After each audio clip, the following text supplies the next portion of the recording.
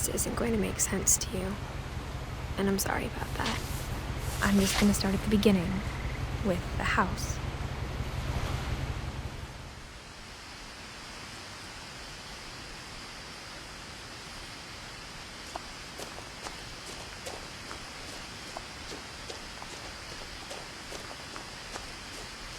I lived here until I was 11, but I wasn't allowed inside half the rooms.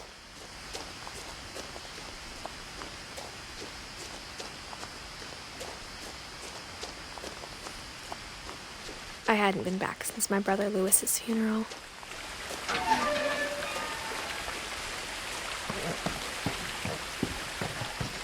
In her will, my mother left me a key, but didn't tell me what it unlocked. Maybe she thought I'd know. Or she thought that the mystery would be enough to bring me back.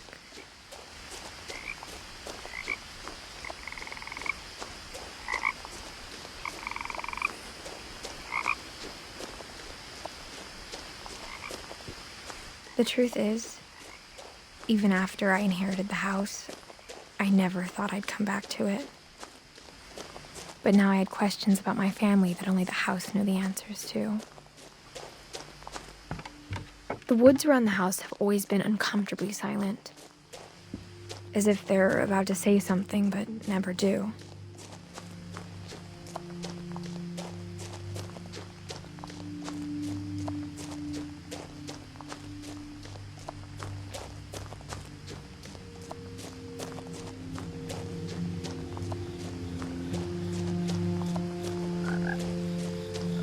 The house was exactly like I remembered it, the way I'd been dreaming about it. As a child, the house made me uncomfortable in a way I couldn't put into words. Now, as a 17-year-old, I knew exactly what those words were. I was afraid of the house.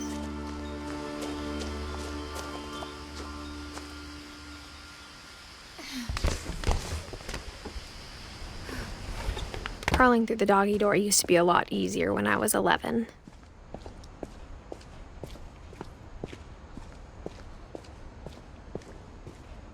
For the first time in years, I felt like I was home. Nothing in the house looked abnormal. There was just too much of it, like a smile with too many teeth. After Milton disappeared, Mom sealed up all the bedrooms. Then Edie retaliated and drilled peepholes. I spent a lot of time playing in Great Uncle Walter's room. Lewis told me there were secret passages, but I never believed him.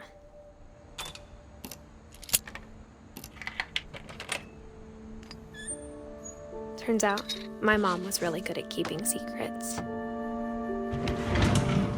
Now it was time to find out what my mom had been afraid of.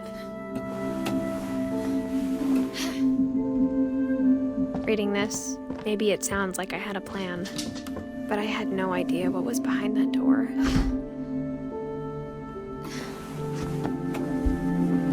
Just like I had no idea where all this was gonna lead.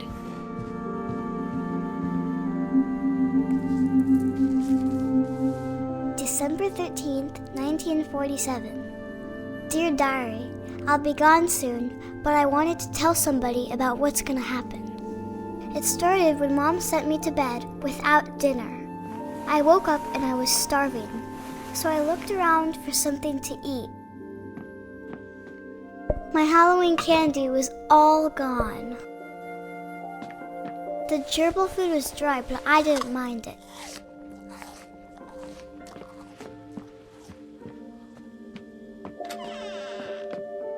I kept eating and eating.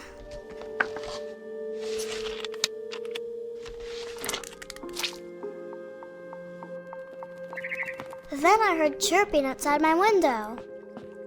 It was a barn swallow going back to her nest. I reached out for her.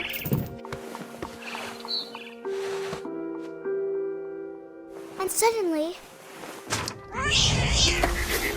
I was a cat. I tried to be quiet, but the bird was really scared.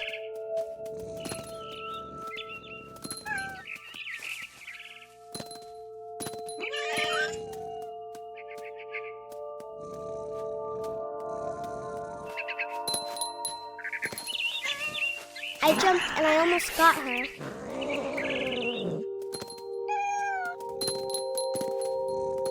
Now I was up in the big tree. I promised Dad I wouldn't climb it anymore. I gobbled her up. And suddenly, I was an owl. First, all I heard was the wind. Then I heard little teeth nibbling in the grass.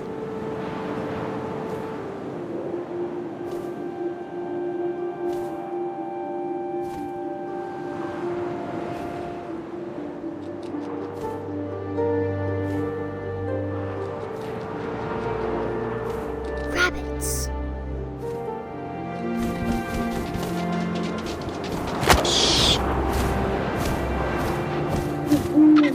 I imagined his face looking up and seeing mine through my talons. I swallowed him up, and I didn't chew one bit. Then I flew off to find something bigger.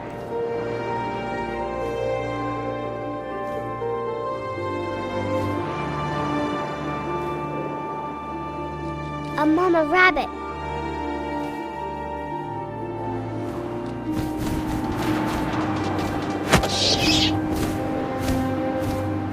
She was almost too big to carry. I started choking, but I couldn't stop eating. And suddenly, I was a shark.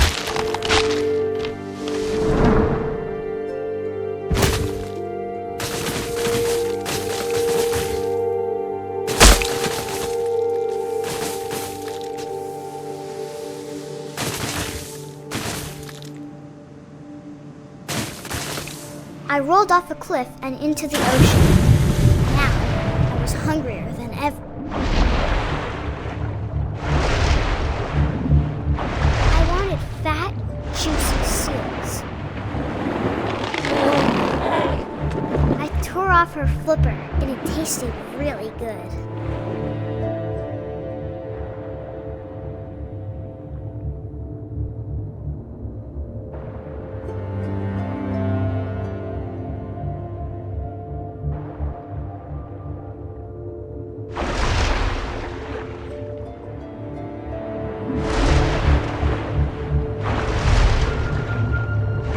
Grabbed on tight. But I was so hungry, I jumped out of the water. When I opened my eyes, everything had changed.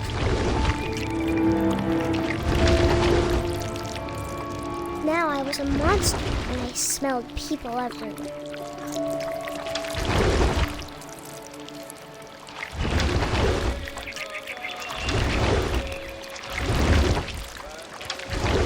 I was big, but I moved real quiet.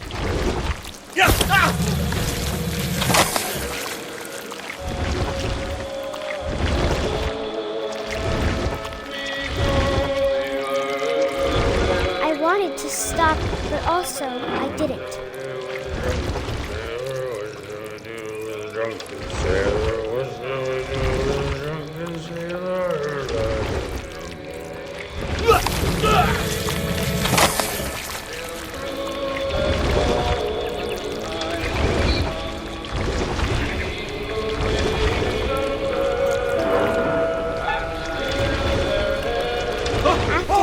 Passenger, I was still hungry. And across the water, I smelled something new. Something I had to have, so I swam towards it.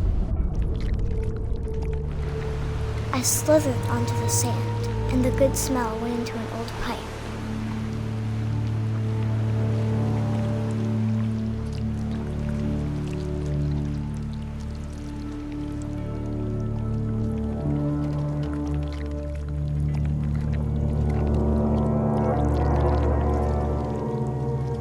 I got closer and closer.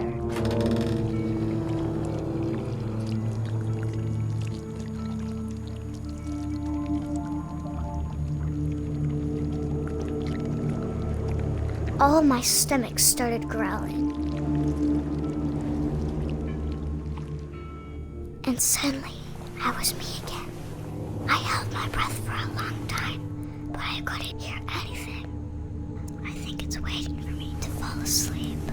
But it's not going to wait much longer. It needs to feed. Maybe we both know I will be delicious.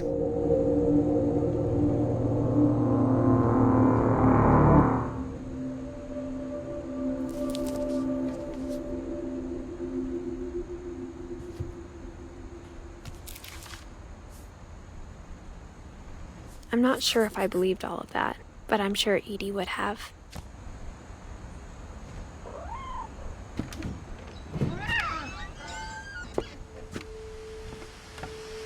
This will be obvious later, but my mom never told me any of these stories. Edie would have, but Mom didn't like bringing up the past. Though, when we adopted a stray kitten, she was the one who named it Molly. I spent a lot of time in Great-Grandma Edie's room. Her room was like a museum. For 500 years, the Finches have been famous. Odin throughout Norway. Finch buries the On latest January victim. 7th, But 40-foot waves. Odin's off the daughter coastline. Edie, Odin Finch is the first. His to be daughter buried. Edie is already dreaming of a new Finch house. Whatever's wrong with this family, it goes back a long ways.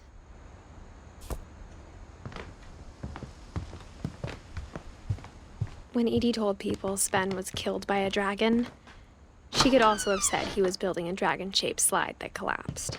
The only trace Grandpa Sam's first wife Kay left on the house was the pink bathroom.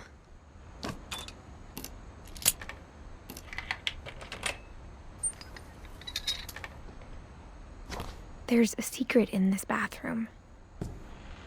It's in the last place you would look. It isn't in the cupboard. It's hidden in this book.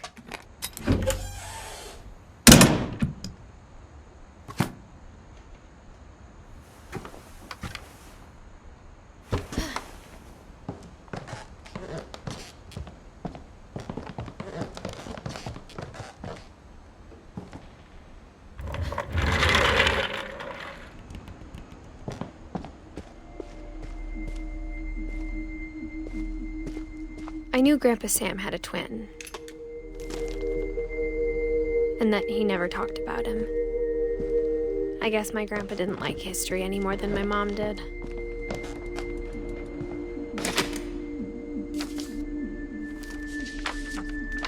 How I Want to Remember My Brother by Sam Finch.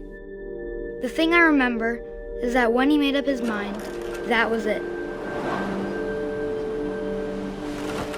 My brother said he'd die before he ate another mushroom, and he did.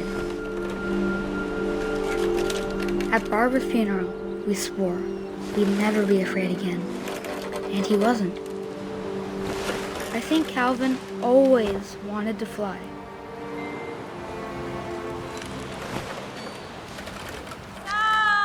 Calvin, dinner's ready. Coming! But that day, he finally made up his mind to do it. I told him going around was impossible. Maybe if I hadn't said that.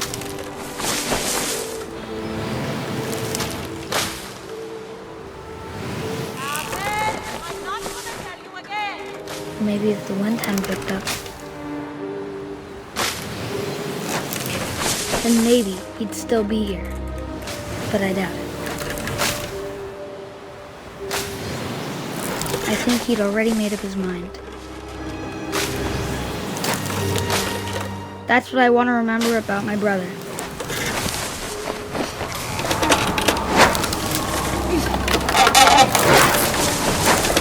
The day he made up his mind to fly.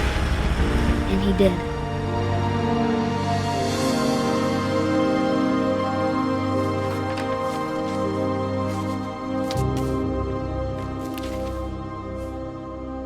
Calvin's story felt strangely familiar.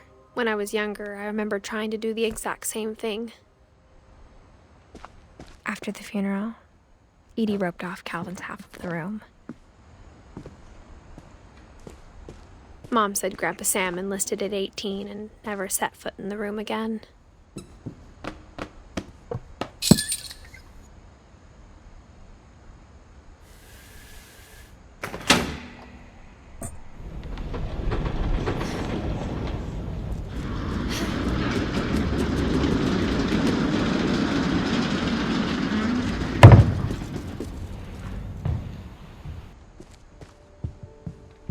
passages were a pretty tight fit.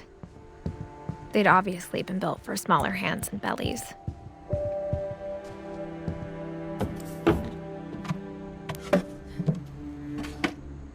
Growing up, I always thought of Barbara as a child star. Of all the stories people wrote about Barbara's death, I'm surprised Edie saved this one.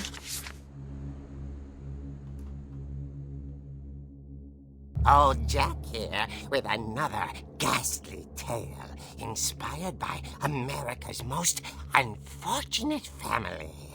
I'm calling it The Surprise Ending of Barbara Finch. As a child star, Barbara was famous for her scream. Now at 16, she was all washed up. A has-been. But in a lucky break, she'd been asked to perform her signature scream at a local convention for monster movie fans. It was just the boost her career needed. Unfortunately, her scream hadn't aged well. Getting better. I think you just need the right motivation. Her biggest fan and current boyfriend, Rick, was about to demonstrate when... Now that was a great scream. It was Barbara's father, Sven. He'd slipped into a table saw and had to be rushed to the emergency room. So Barbara got stuck babysitting her youngest brother, Walter.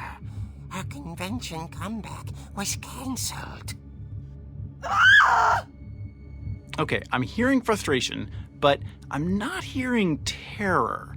What if I tried... A gang of hoodlums in Halloween masks have been terrorizing Orcas Island tonight. Police are urging residents to... That came from the basement. You're right! Also, I loved your delivery on that.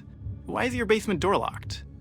Because my dad likes making puzzles and secret passages. There's a key hidden in the music box. The secret is to keep winding and winding until finally the key pops out. Thanks, babe. I'll be back in a sec.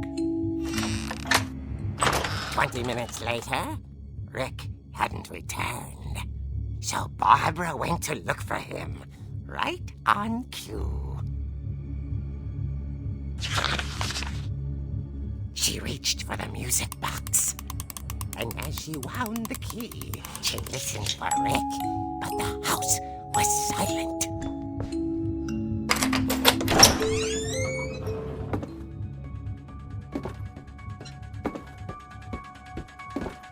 She found Rick's crutch and imagined the worst.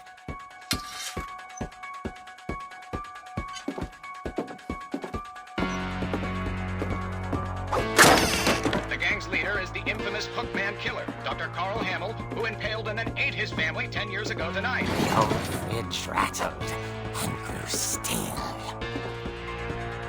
Oh dear! Oh! Rick? Barb, relax. I was just trying to scare you to help you find your scream. Well, I'm not scared, Rick. I'm furious. Then act furious. All I'm getting from you now is that you're hurt and confused and She threw him out, but she kept a little something to remember him by. Barb, have you seen my other crutch? And she was still holding it when she fell asleep watching the late picture show. Hours later... Barbara!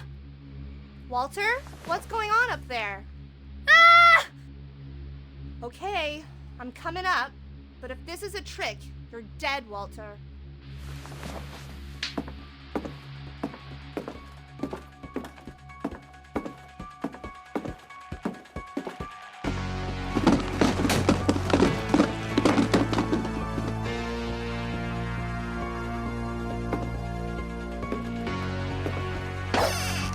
Walter, are you there?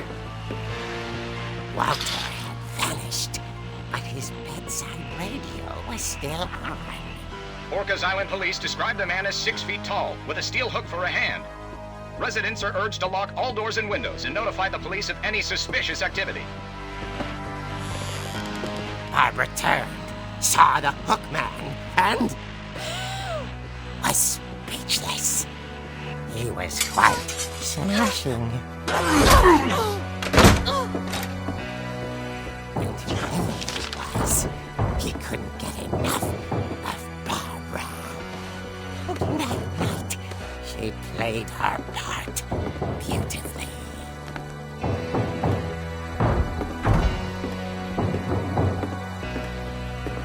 Molly's door hadn't been opened in years. The hinges grow.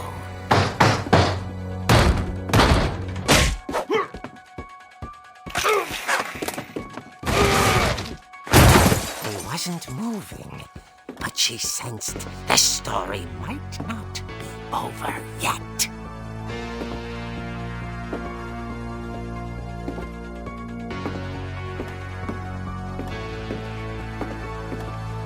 The hookman had vanished.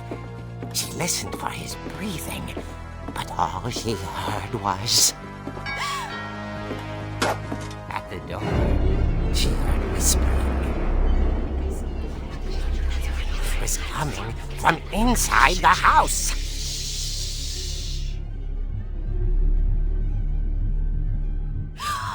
Oh dear. The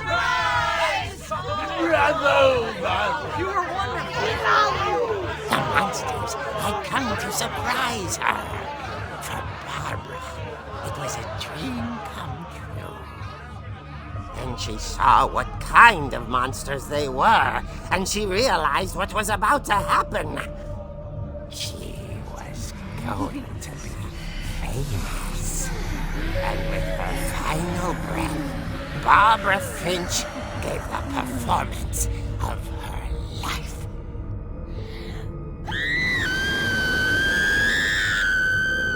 I wasn't there myself, but I hear Barbara was magnificent. Poor girl. She had a taste for stardom. But unfortunately, so did her fans. Of course, the police blamed it all on poor Rick, who disappeared the same night. And little Walter? Hiding under his bed the whole time. He took it all pretty hard, but that's another story. As for Barbara, tucked inside the music box was all they ever found of her. Her ear. Now that's what I call a real eerie tale.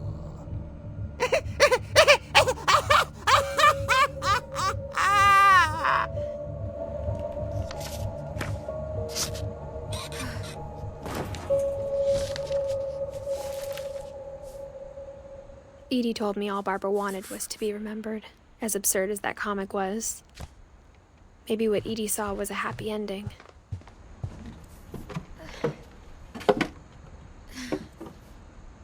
I guess now I know why Mom didn't like me playing with the music box.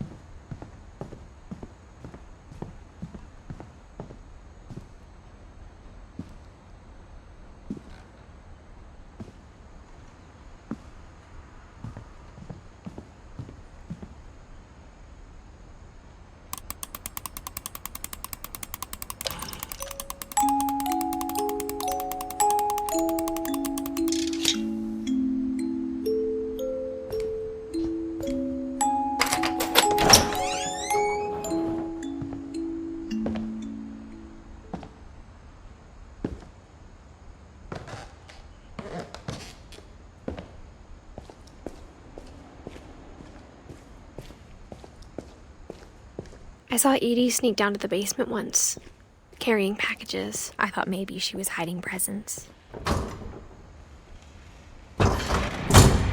It turned out she was hiding a lot more than that.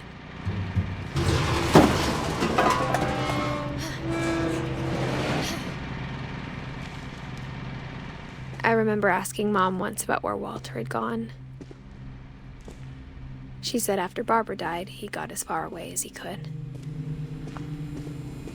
If there's a pattern in all these stories, I think it's that none of us has gotten very far. Goodbye, everyone. I can't believe I've been down here for 30 years. On that first day, after the shaking started, I didn't think I'd survive the week.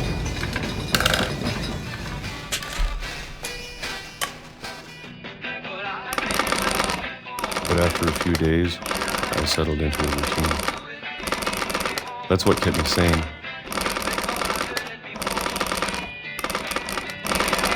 Having a schedule, living for today.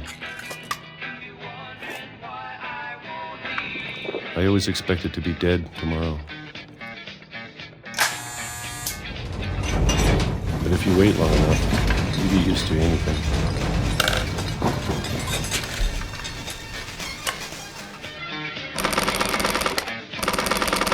Even a monster on the other side of the door starts to feel normal. Almost friendly.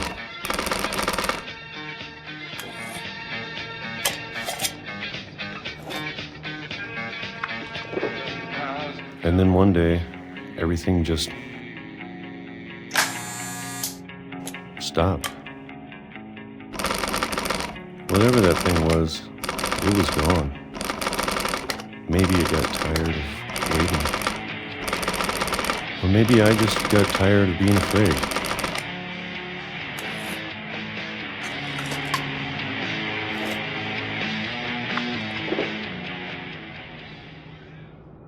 It's been a week now, the longest in 30 years. I'm done waiting. I have to leave while I still can.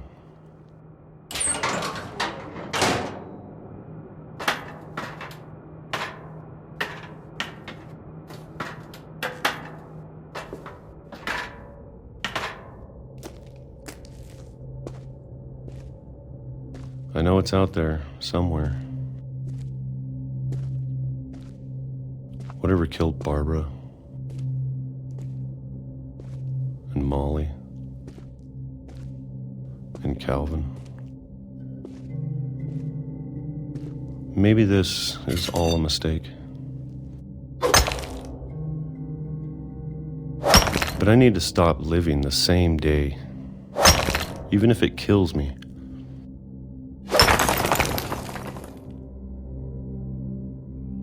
Whatever's out there, I want you to know I'm ready for it. I'm going to appreciate all of it, especially the food. I don't mind if I only have a year left, or a month, or a single week. I'd be happy with one new day. I can already imagine the sun on my face.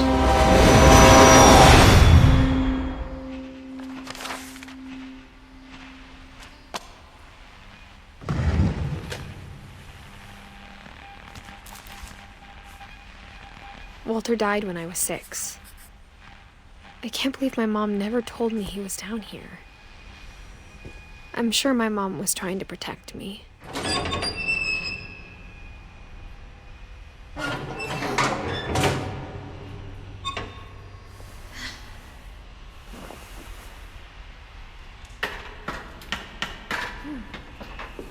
Maybe she was afraid I'd end up like Walter.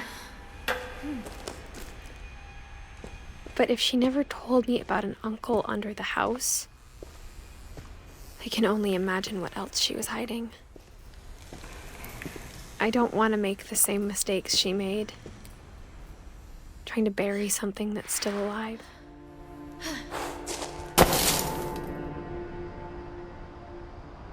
Now that there's only one of us left, or maybe 2, I thought it was time I heard the stories for myself and found out what happened to everyone else. But now I'm worried the stories themselves might be the problem.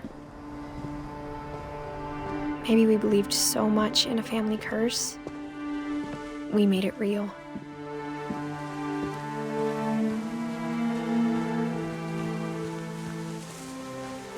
I don't know if I should even be writing this.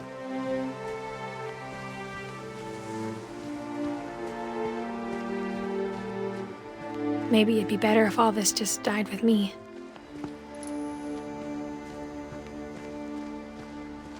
But I thought you should know about your family. And the history you're a part of. Though to be honest, I feel as lost as you probably do right now.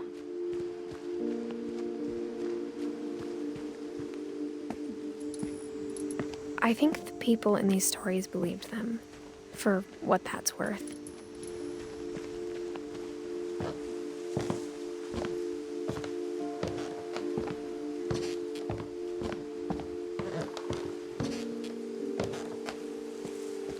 And when you look at the house, that history of imagination and stubbornness and madness, any of it seems possible.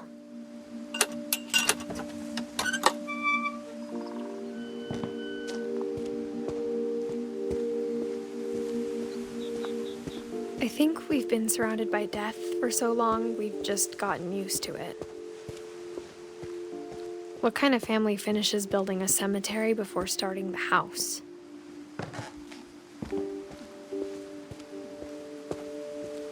It's embarrassing for me to admit this, but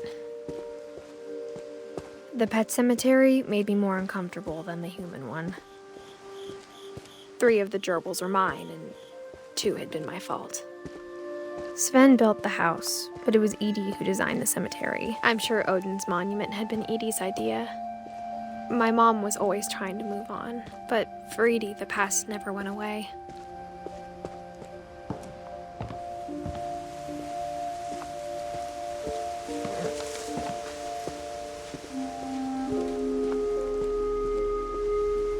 She lost 2 of her brothers, just like I did. I get why she tried so hard to protect us. There's so many things I wish I could ask my mom now. Part of me thinks this is what she wanted all along.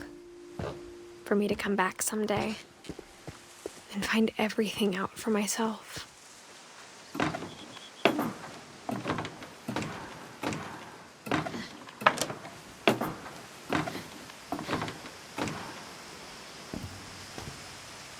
But looking back on it now, if she told me there was going to be so much climbing, I never would have come when I was 22 weeks pregnant.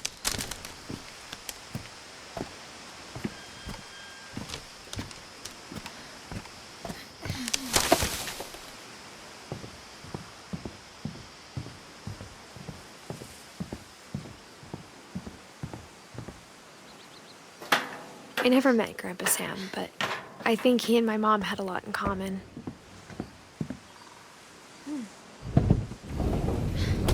They were both pretty intense.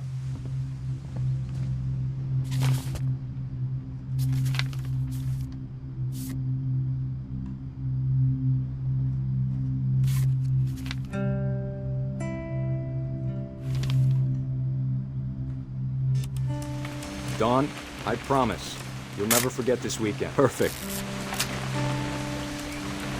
It's gonna rain the whole weekend, isn't it? I will never forget this. Okay, got it. I'm gonna take some pictures, okay? Just be careful. The camera's older than you are. Hey! That's a keeper. Definitely should not have drunk all that coffee. I'm just saying, I'm not always gonna... Dad! Good eyes, Dawn. Before you take the shot, let me get a picture of you. Dad! Let me get behind you. Do I have to do this? Great shot, Dawn!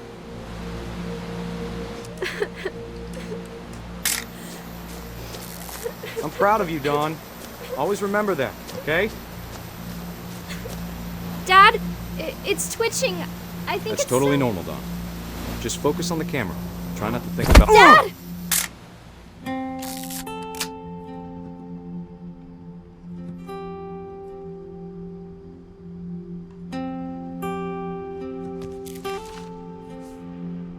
Of all these stories, that's the one I wish most that my mom had told me.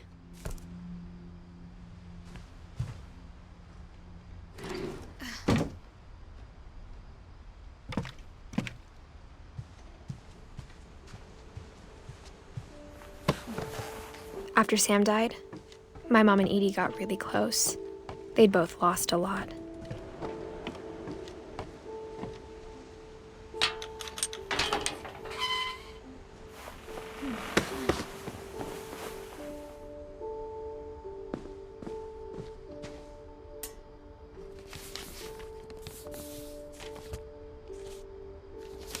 Dear Kay, do you remember the way Gregory used to laugh when he thought he was alone? Like something funny was happening, but only he could see it. I think he saw things the rest of us don't.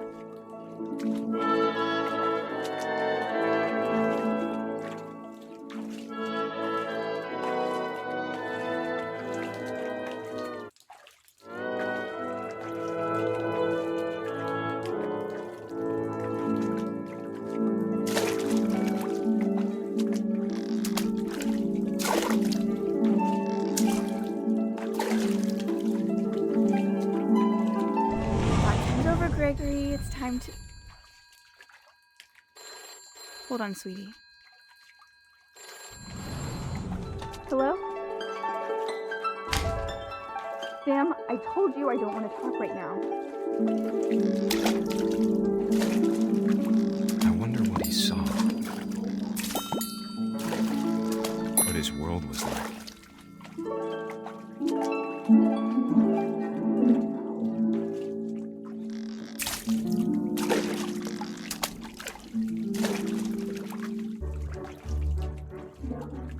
He reminded me so much of Calvin. Lost in his imagination.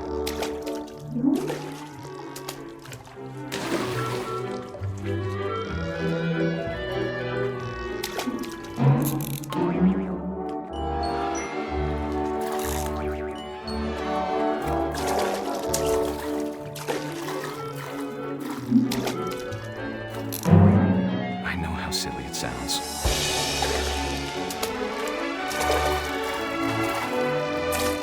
That I worried about a baby being too happy. But I could feel him slipping away. Sorry about that, Gregory. I know you did everything you could. Maybe if I hadn't called that night. Damn it. I wish he could have told us. About the world he saw.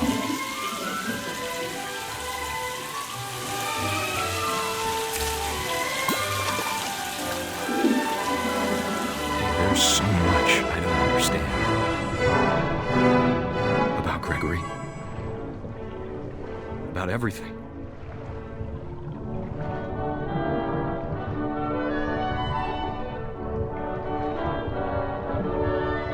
But I know what happened wasn't your fault.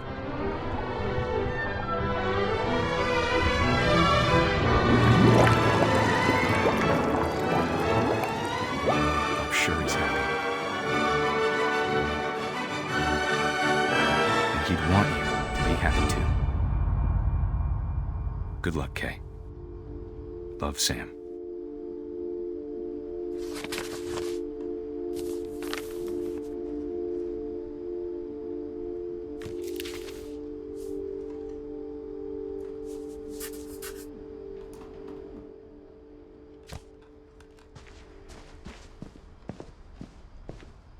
I can't imagine my mom ever writing poetry, and yet...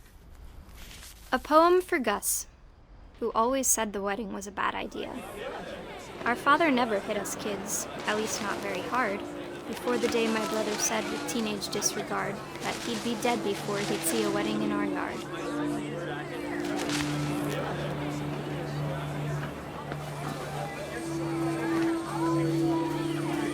father made him come, of course, but Gus stood far apart, just flew his kite and bottled up the storm inside his heart.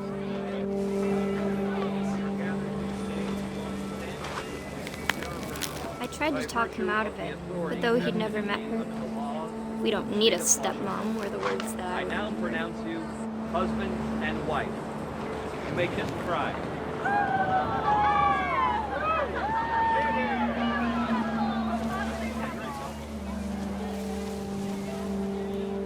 When the time for photos came, Dad ordered him to come here. But Gus declined and as a sign held up his middle finger.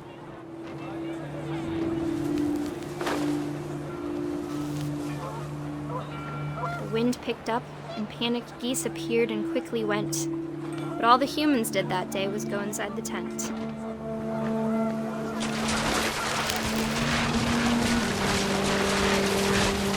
The rain came down in buckets then, but no one seemed afraid that nature might destroy the tent our dad had crudely made. The thunder sounded much too close and full of angry power. But all my father said to this was, "Make the music louder."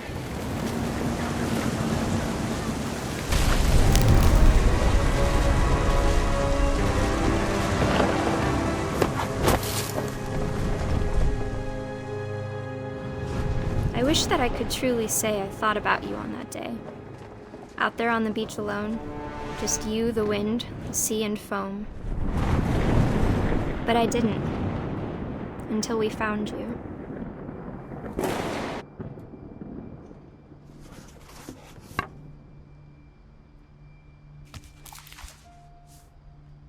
She never talked about him, but Mom told me once if I was a boy, they were going to name me Gus.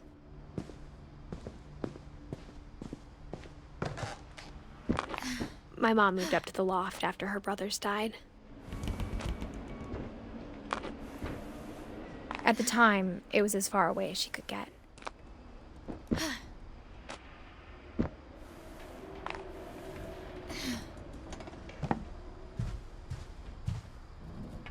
My mom moved to India a week after graduation and got a job teaching English. Lewis was born a year later. When my dad died, I don't think Mom knew where else to go. I'm sure Edie was happy to have her back. The house had to get a little bigger, but Edie was used to that. And for a while, things were good. Almost normal, but it didn't last. The beginning of the end was Milton's 10th birthday, when Edie gave him a castle.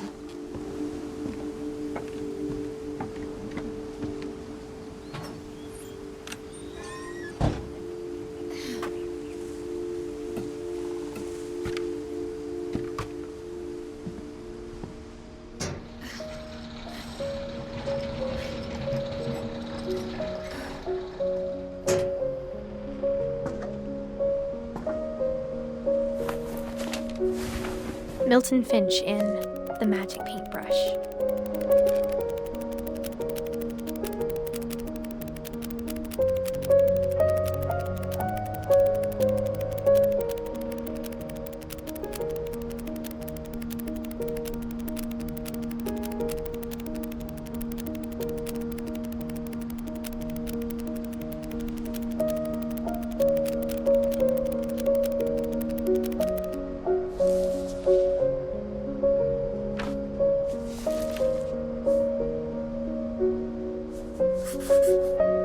I was 4 when Milton disappeared.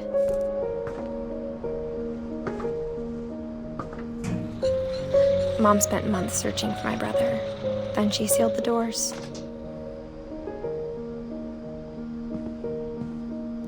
Whatever Milton had found in the house, Mom didn't want it getting out.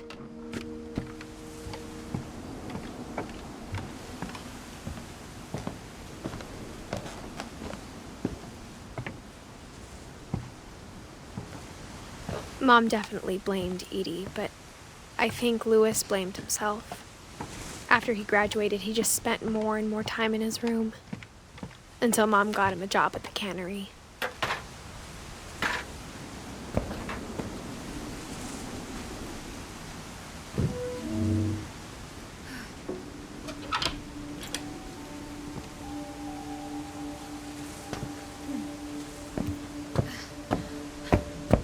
Lewis's room smelled very, very familiar. That part of him lived on.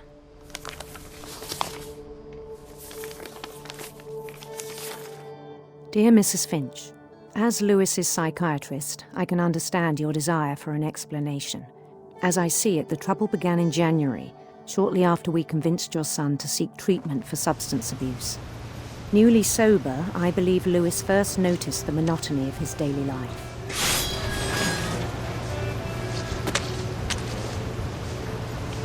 He kept working at the cannery, but he withdrew part of himself. In our sessions, I saw the same behavior. His mind began to wander. I asked him to describe it. He said he started small, imagining a labyrinth. He'd feel his way about. Then something moved. Bats and toads. And things that have not names. He knew it was all in his head. But he took it very seriously. I had hoped he'd find himself.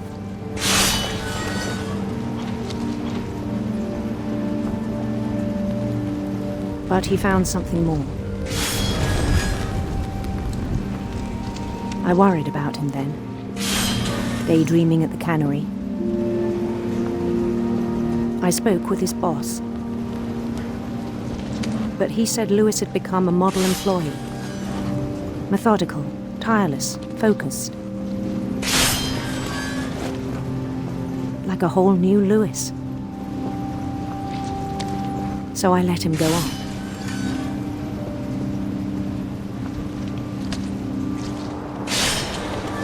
I even encouraged him. It seemed very promising at first. He told me he'd made a new friend.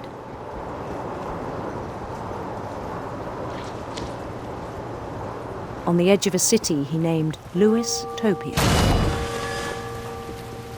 He built the city up slowly, brick by brick. Then he made musicians.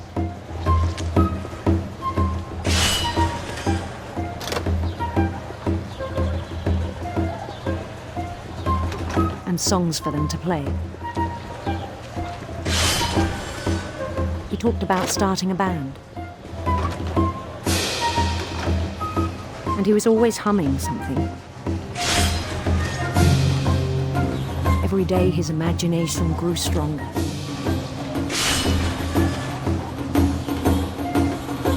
He no longer spoke at the cannery. But his chopping was as reliable as ever. Then one day it struck him that all the cheering crowds, even the stones under his feet, were all in his imagination, so he could do whatever he wished.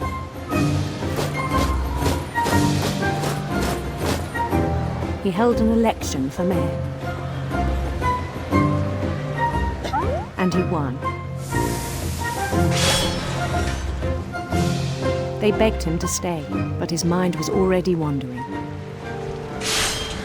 It became a game for him.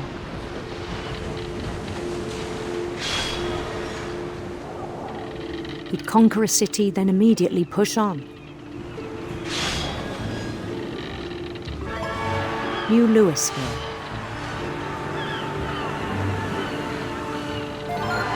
St. Louis. He started drifting away from our reality.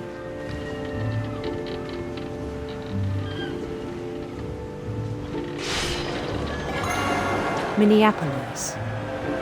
Until one day he forgot to go home from the cannery. Even as his mother pleaded with him, part of Lewis kept sailing on.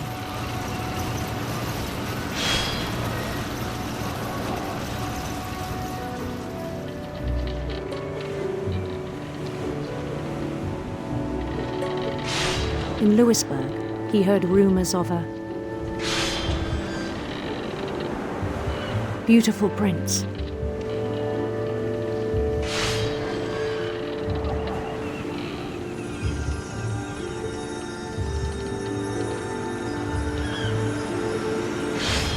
The prince was on his own quest for sinister serpents.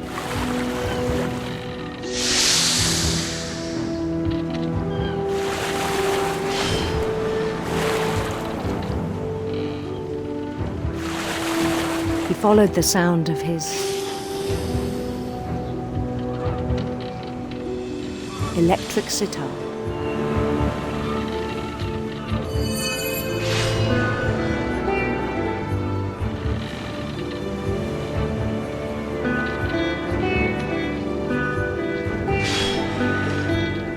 His chase led him to a golden palace east of the sun and west of the moon. Even then, his logic remained sound. He knew the world was all in his imagination.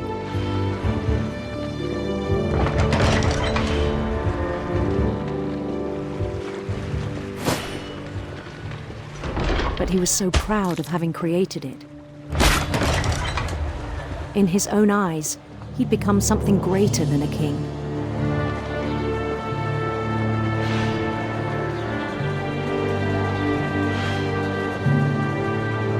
For someone who'd never known success in the real world, I think it was overwhelming. And then it struck him that the real Lewis was not the one chopping salmon, but the one climbing the steps of a golden palace.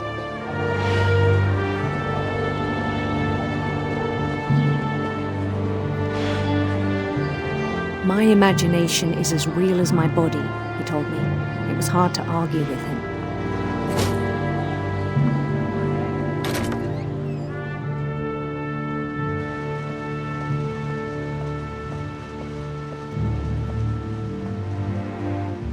He began to forget the world we know.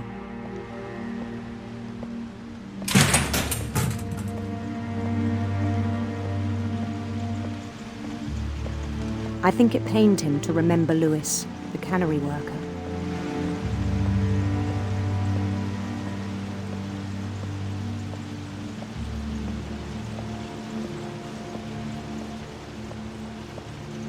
He began to despise the man with a royal contempt.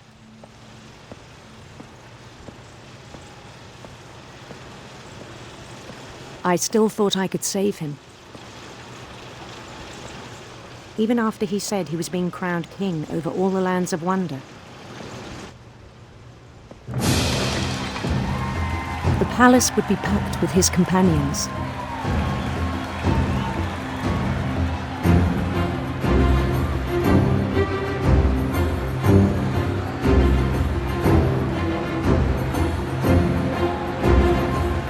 Including the wise Calico who'd insisted on advising him.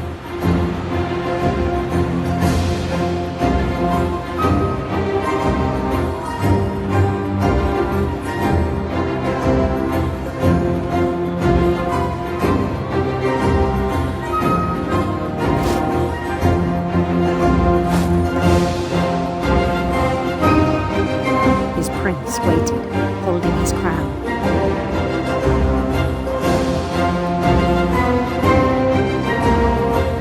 There was only one thing left to do.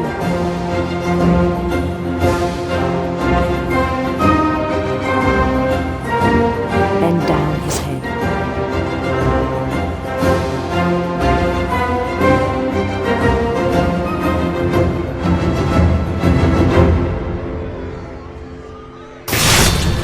The rest I think you know. Mrs. Finch, your son was a kind man who will be missed by all of us who knew him.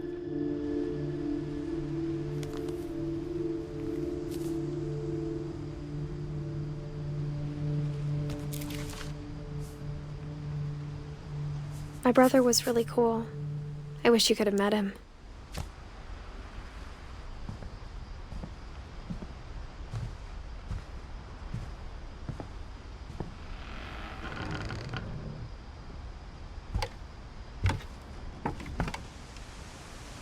On the way back from Lewis's funeral, my mom told me to start packing. She waited until the day before we left to tell Edie. I'm not sure if she wanted to make it easier or harder. I wish we'd stayed. But I understand why we left. What happened that night had been coming for a long time. Maybe it should have come sooner.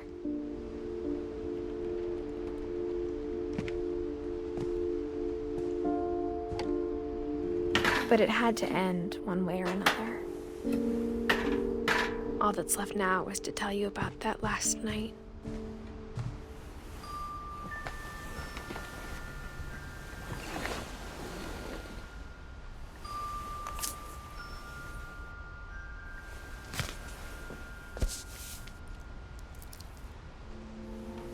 That whole last day, Edie just watched us pack and didn't say a word. Until supper, when she raised her glass and said, "To our final night together, and all our final nights apart." Grandma, you know what I said about alcohol. Some of your medications are very Edith, specific. I left a present for you in the hallway. Why don't you go open it? The grown-ups have to argue now. I'm sorry, you're right. We're all leaving tomorrow. Let's just enjoy our last... I'm not leaving. Edith, you're excused.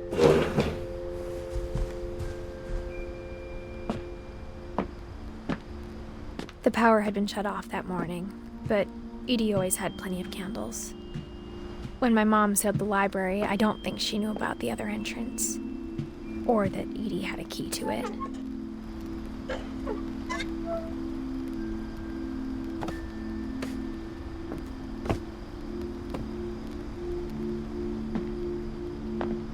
That thing you're afraid of isn't going to end when you leave the house. Edith has a right to know these stories. My children are dead because of your stories. I think it's best if Edith and I leave tonight. We'll have the nursing home send a van for you in the morning, okay? Dear Edith, there's so many stories I wish I could tell you, but there's only time for one. This is about what happened on the night you were born. That night, the tide went way, way out.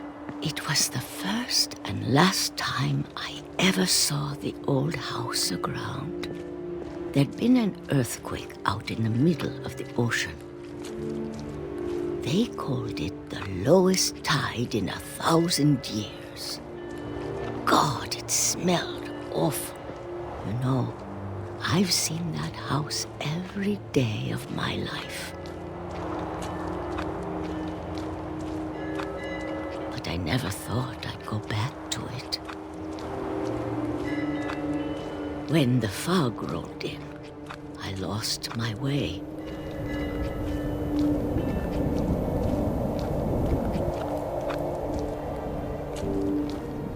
I got turned around.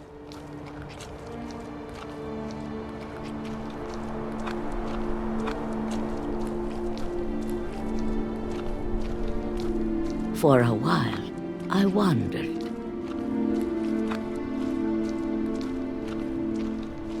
I started seeing things.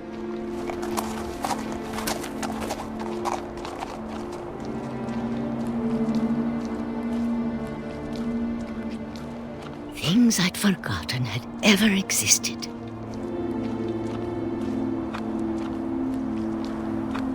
But when I saw them, they felt like old friends. That night, a lot of things came back to me.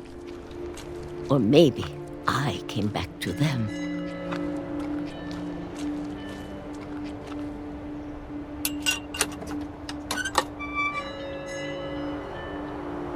Things I can't explain, but that I need you to try and... Edith, what are you doing in here?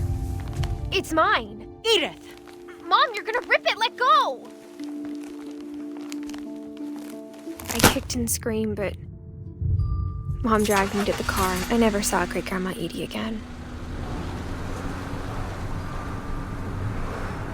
The next morning, the van came to pick her up, but she was already gone. After that, we moved around a lot.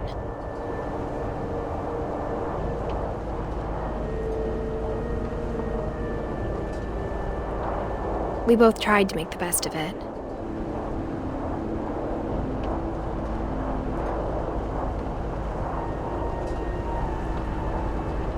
A few years went by.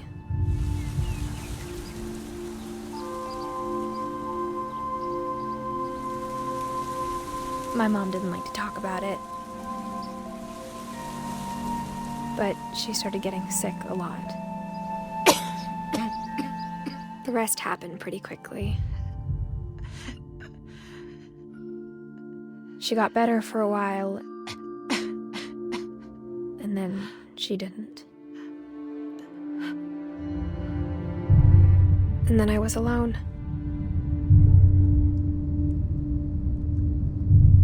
The last Finch left alive.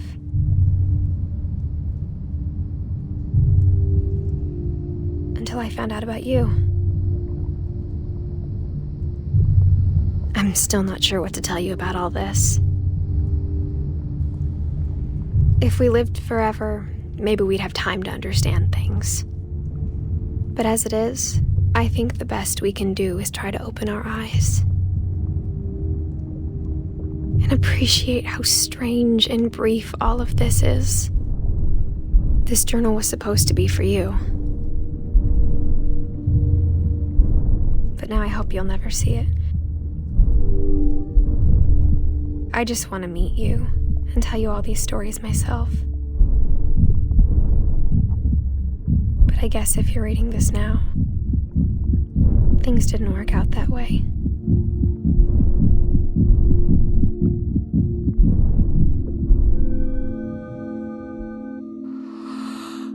This is where your story begins. I'm sorry I won't be there to see it. It's a lot to ask, but I don't want you to be sad that I'm gone. I want you to be amazed that any of us ever had a chance to be here at all. Good luck.